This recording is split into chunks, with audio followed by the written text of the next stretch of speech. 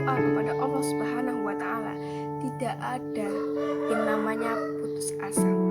Allah itu punya cara, walaupun doa kita tertunda diijabah, tapi Dia sangat senang mendengar bisikan doa kita.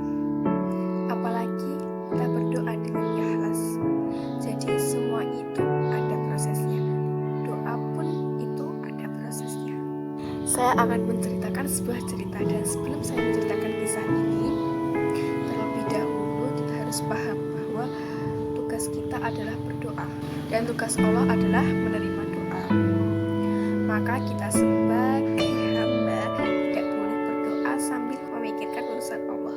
Apakah doa kita dikabulkan atau tidak? Ini adalah perbuatan yang salah. Doa. Kok belum diterima sih? Lalu berhenti berdoa. Diterima atau tidak, itu bukan urusan kita, tapi itu urusan Allah. Dikabulkan atau tidak, dijabah atau tidak, didengar atau tidak, itu semua adalah urusan Allah. Tapi kita wajib memenuhi kewajiban kita, yaitu berdoa. Allah Subhanahu wa Ta'ala berfirman, A'udzu billahi minasyaitonir rajim. Bismillahirrahmanirrahim. Wa qala rabbukum ud'uni astajib lakum. Innal ladzina yastakbiruna an ibadati sayadkhuluna jahannama dakhirin. Yang artinya, dan Tuhanmu berfirman, berdoalah kepadaku, niscaya akan kuperkenankan bagimu. Sesungguhnya orang-orang yang menyombongkan diri dari menyembahku akan masuk neraka jahanam dalam keadaan bina-dina. Quran Surah Al-Mu'min ayat 60. Berdoalah kepadaku, maka aku akan menerima doamu. Berarti apa?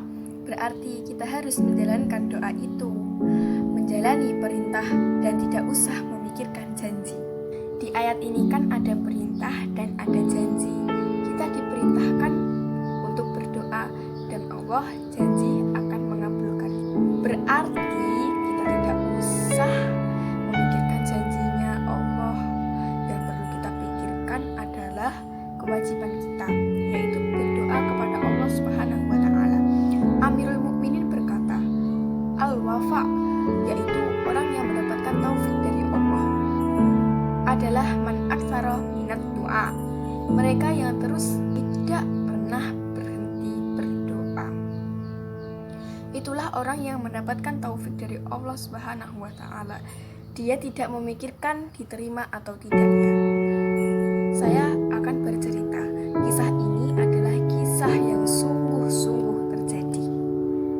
Ada seorang dokter yang sangat terkenal dari Pakistan. Namanya adalah Dr. Ihsan, seorang profesor dokter, ahli medis yang sangat terkenal di dunia. Suatu hari ia ditugaskan dalam sebuah acara pertemuan yang akan dihadiri oleh dokter-dokter dari seluruh dunia di India.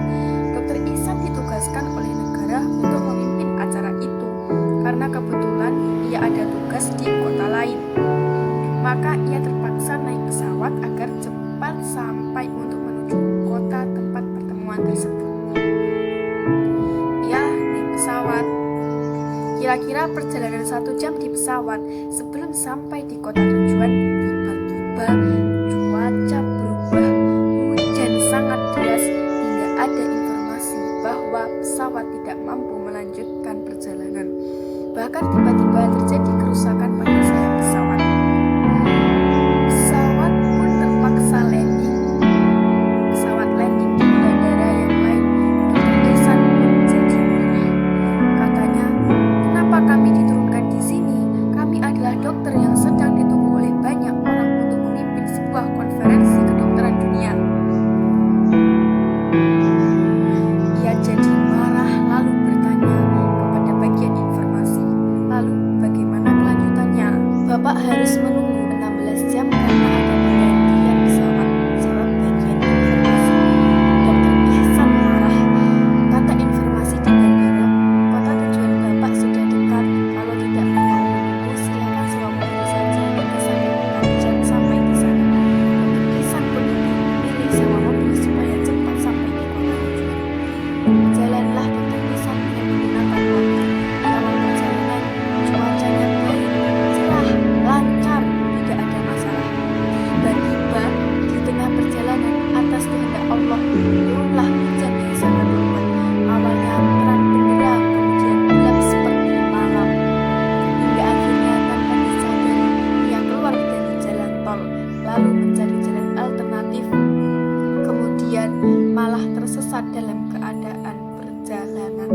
karena merasa salah jalan, tidak tahu mau kemana, tidak ada tujuan. Lalu dia melihat sebuah rumah kecil di pinggir jalan. Akhirnya dia berhenti. Saat berhenti di rumah itu, dia melihat pintunya agak terbuka sedikit. Lalu dia mengetuk rumah kecil itu. "Assalamualaikum," dijawab. "Waalaikumsalam." Setelah diizinkan masuk, Dokter Ihsan masuk ke rumah itu.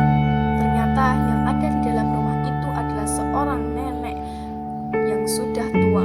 Kata nenek itu, "Silakan, pasti engkau musafir, orang yang dari perjalanan jauh, dan kami memuliakan musafir, orang yang dari perjalanan jauh.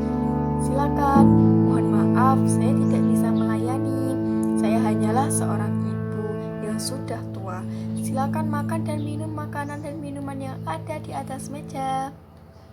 Karena Dokter Ihsan lapar, ia pun makan. Saat ia menikmati makanan, tiba-tiba perhatiannya tertarik kepada si ibu tua yang sedang sholat. Setelah sholat, ibu tua ini berdoa kepada Allah. Setiap kali ia berdoa, rupanya ada anak kecil di sampingnya yang ia goyang-goyangkan atau ia gerak-gerakkan. Ia berdoa lagi, ia gerak-gerakkan lagi anak kecil itu. Ia berdoa lagi, ia gerak-gerakkan lagi anak kecil itu. Ia berdoa lagi, ia gerak-gerakkan lagi anak kecil itu. Terus sampai berkali-kali. Selesai ibu tua itu berdoa, Dokter Ihsan berkata, "Maaf ibu, terima kasih atas jamuannya, tapi yang menarik perhatian saya, setiap kali ibu berdoa, ibu selalu menggerak-gerakkan anak kecil yang ada di samping ibu.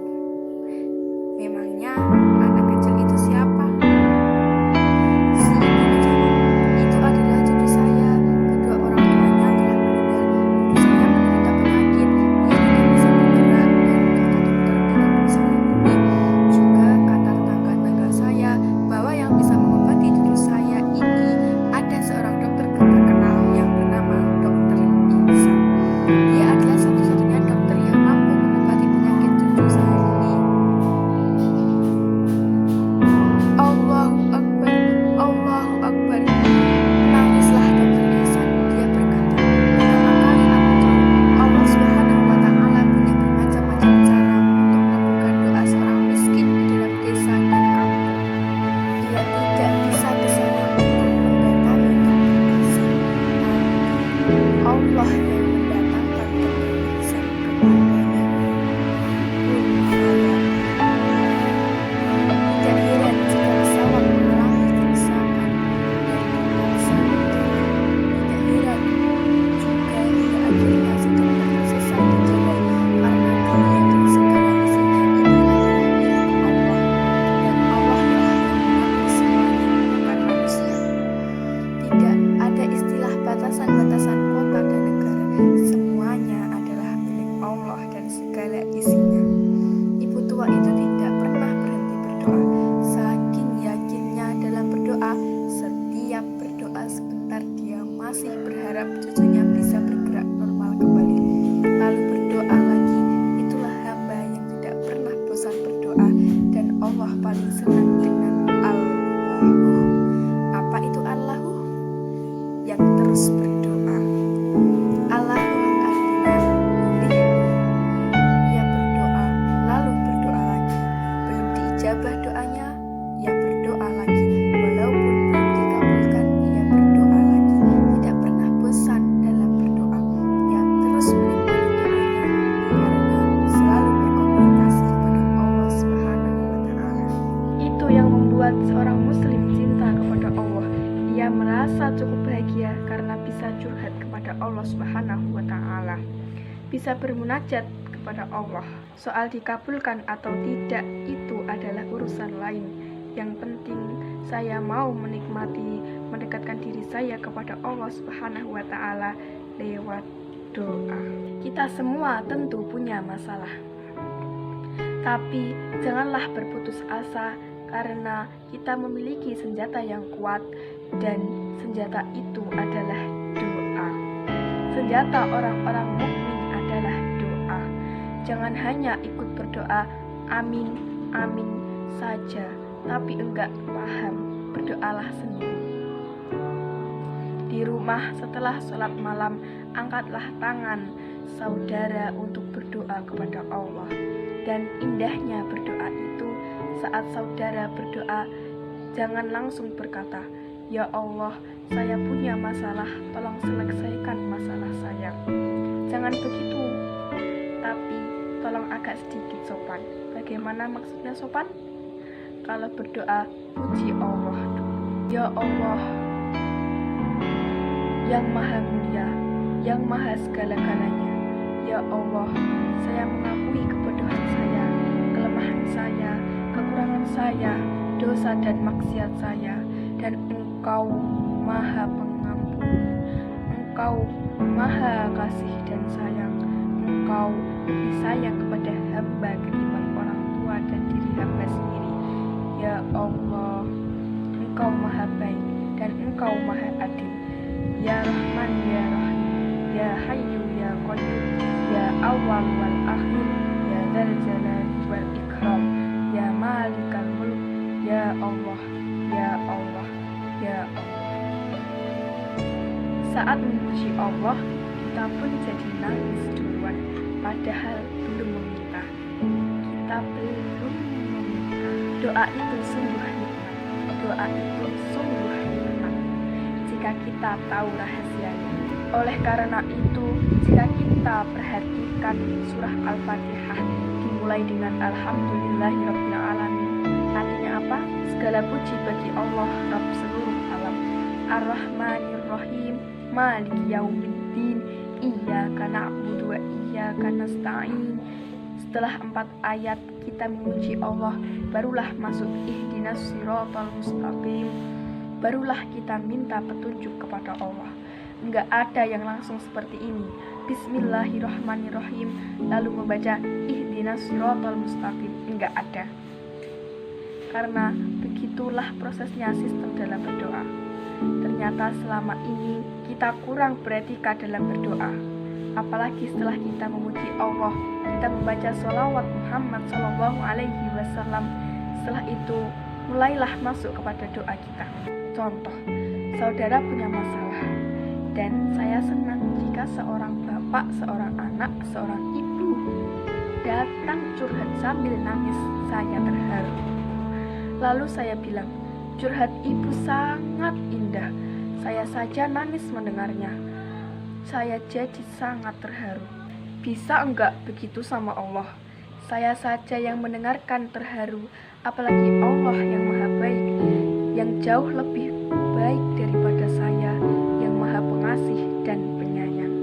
Saya yakin bahwa masalah ibu akan selesai dalam 1 malam jika begitu cara ibu curhat. Lalu, kenapa kita senang curhat sama orang, tapi malu curhat sama Allah? Maka mulai sekarang janganlah pernah lagi curhat sama orang, curhatlah sama Allah saja. Seperti Nabi Yakub alaihi salam, begitu ia mendengar berita kehilangan anaknya yang bernama Yusuf, ia berkata, "Qala innama ashku batsi wa busli ilallah." Aku melaporkan persoalanku dan aku curhat kesedihanku hanya kepada Allah saja, dan aku yakin Allah Maha